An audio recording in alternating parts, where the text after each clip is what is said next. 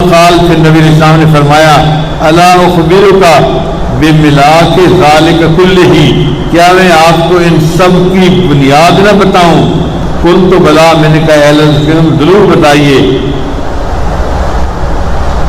فاخذ بلسانہ، تو نبی علیہ السلام نے اپنی زبان کو پکڑ لیا، وقال، اور کہا کف علیک، اس زبان کو قابو میں رکھ، ھذا، قلت، میں نے کہا یا نبی اللہ، اے اللہ کے نبی صلی اللہ علیہ وسلم، وَإِنَّا لَمُؤَاخِذُونَ بِمَا نَتَكَلَّمُ بِهِ، کیا جو ہم بولتے ہیں اس پر بھی ہمارا مواخذہ ہوگا؟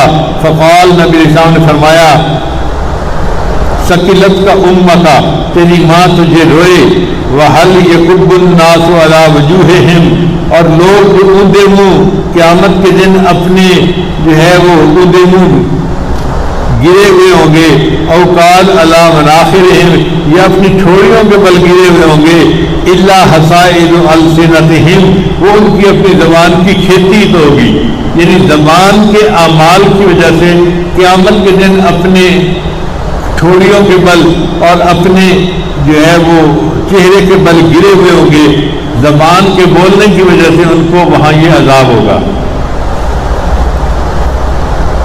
اور آج ہم زبان سے کیا بول رہے ہیں کیا نہیں بول رہے اس کی طرف دھیان ہی نہیں دیتے۔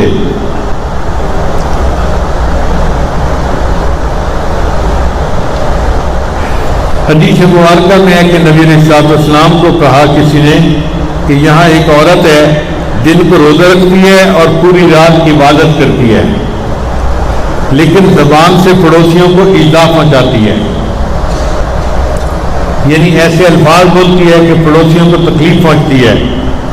تو نبی علیہ السلام نے فرمایا لا خیر فیہا، لا خیر فیہا، لا خیر فیہا، 3 مرتبہ فرمایا اس عورت میں کوئی خیر نہیں، کوئی خیر نہیں، کوئی خیر نہیں۔ وہ دن میں روزہ رکھتی تھی، رات کو تہجد پڑھتی تھی، لیکن چونکہ دوسرے لوگوں کو زبان سے تکلیف پہنچاتی تھی، نبی علیہ السلام نے فرمایا اس میں کوئی خیر نہیں ہے۔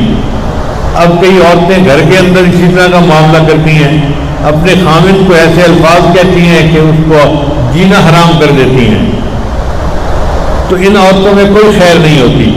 یا ایسی بات کہتی ہیں کہ گھر کی دوسری عورتوں کا جینا حرام ہو جاتا ہے، ساس بہو کو کہتی ہے، بہو ساس کے بارے میں بات کرتی ہے۔ یہ زبان چھوٹی سی ہے لیکن انسان کو بہت بڑے بڑے جرائم کا ارتکاب کروا دیتی ہے۔ ہمارے اکابر نے فرمایا کہ جرمہ صغیر، اس کا جسم تو چھوٹا سا ہے، وہ جرمہ کبیر، مگر اس کا جرم بہت بڑا ہوتا ہے۔ اب جو بندے شرک کرتے ہیں وہ اسی زبان سے کرتے ہیں، کفر کرتے ہیں اسی زبان سے کرتے ہیں، اس لیے زبان کو ذرا سمجھداری سے ہلانا چاہیے۔ سب سے بہتر تو یہ ہے کہ انسان چپ ہی رہے۔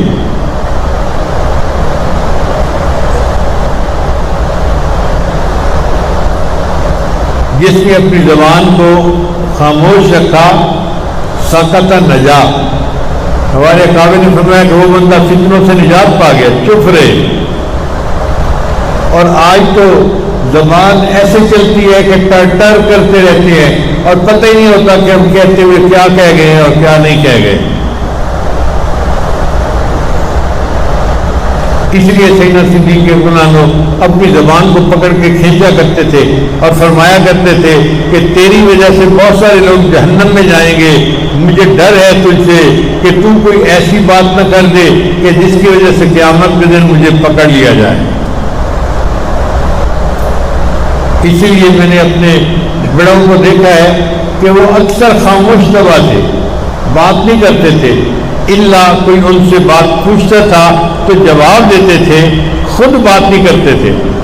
اپنے بڑوں کی یہ صفت دیکھ کے تو شروع میں میری عادت ایسے تھی کہ میں بہت کم بولتا تھا، تو میرے بڑے بھائی جو میرے ٹیچر بھی تھے وہ میرا مذاق بھی اڑاتے تھے، اور جب کوئی بات کرتے تھے تو کہتے تھے اچھا میں نے تو بات کر دی ہے، اب تم استخارہ کر کے جواب دے دینا۔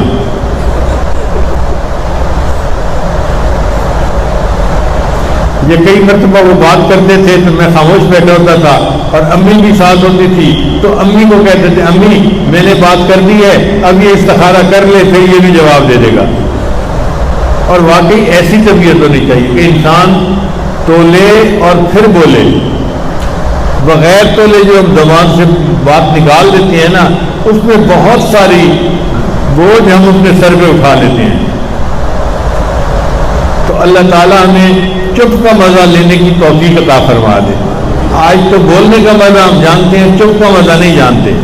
چپ کا اپنا مزہ ہے، اور جس کو وہ آ جاتا ہے اس کو بولنا مصیبت نظر آتا ہے۔